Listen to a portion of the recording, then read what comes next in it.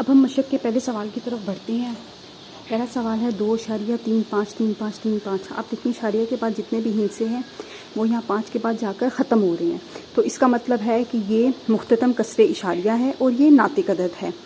अगला सवाल है 0.6 और इसके ऊपर ये डैश है। इसका क्या मतलब है कि ये 0.6 एंड सो ऑन, और ये कभी ख़त्म नहीं हो रहे। तो ये अब इसमें देखें कि जो 6 है वो कभी ख़त्म तो नहीं हो रहा, गैर मुख्ततम है, लेकिन ये बार बार दोहराया जा रहा है, इसलिए ये एक गैर मुख्ततम और मतवाली कसरे इशारिया है और ये नातिक अदद है। अब 2.23607 सवाल नंबर 3 में अब ये सो ऑन ये चलता जा रहा है, ये ख़त्म नहीं हो रहा और ना ही ये वाले जो हिस्से हैं वो दोहराए जा रहे हैं, जिसकी वजह से ये एक गैर नातिक अदद है, गैर नातिक अदद है। अच्छा जी, अब है सवाल नंबर 4 हमारे पास जज़र 7। अब जज़र 7 जब हम कैलकुलेटर से फाइंड आउट करते हैं तो वो हमें एक बहुत लंबी वैल्यू देता है, जिससे हमें पता चल जाता है कि ये गैर नातिक है, क्योंकि वो भी इशारिया के बाद इस तरह की कोई बहुत बड़ी वैल्यू देता है। लेकिन उसके अलावा देखते ही आपको कैसे पता चले कि ये गैर नातिक है, तो आप देखिए जो 7 है वो किसी का भी मुरब्बा नहीं है, यानी कि जैसे 4 होते हैं वो 2 का मुरब्बा होता है, आपको पता है। इसी तरह से अगर 4 के ऊपर जज़र होगी तो हमें पता है कि ये 4 जो है वो 2 का मुरब्बा है, तो ये फिर हमारा इसका जवाब आ जाएगा 2। तो हमारे पास जो 7 है वो किसी का भी मुरब्बा नहीं है, तो वो इस जज़र से बाहर नहीं निकल पाएगा, तो इसीलिए ये गैर नातिक अदद है। ठीक है, ये कोई मुरब्बा मुकम्मल मुरब्बा 7 नहीं है। इसी तरह जो आपको पता है कि जज़र 16, आपको पता है कि जज़र 16 जो है वो जैसे 16 जो है वो मुकम्मल मुरब्बा है ना, तो वो इस जज़र से बाहर निकल के 4 बन जाता है, तो ये मुकम्मल मुरब्बा है, इसलिए ये तो जो है नातिक है, लेकिन 7 जो है वो गैर नातिक है। ई आपकी सबक में भी आपने पढ़ा होगा, ई जो है वो एक गैर नातिक अदद है। आपने सफ़ा नंबर 4 पे पढ़ा होगा कि ई बराबर है ये सब वैल्यू के, तो ये एक गैर मुख्ततम यानी ख़त्म नहीं हो रहा और गैर मतवाली है, इसीलिए ये एक गैर नातिक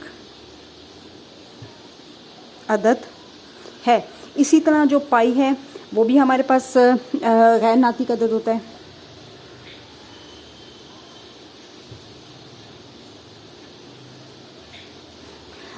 अच्छा जी, नेक्स्ट हमारे पास है 5 जमा जज़र 11। अब हमें ये बात याद रखनी है कि गैर नातिक और नातिक को जब जमा किया जाता है तो वो गैर नातिक ही होता है, यानी कि यहाँ पे ये नातिक है, ये गैर नातिक है, दोनों को जमा करेंगे तो गैर नातिक ही बनेगा, तो इसलिए ये भी हमारे पास गैर नातिक होगा।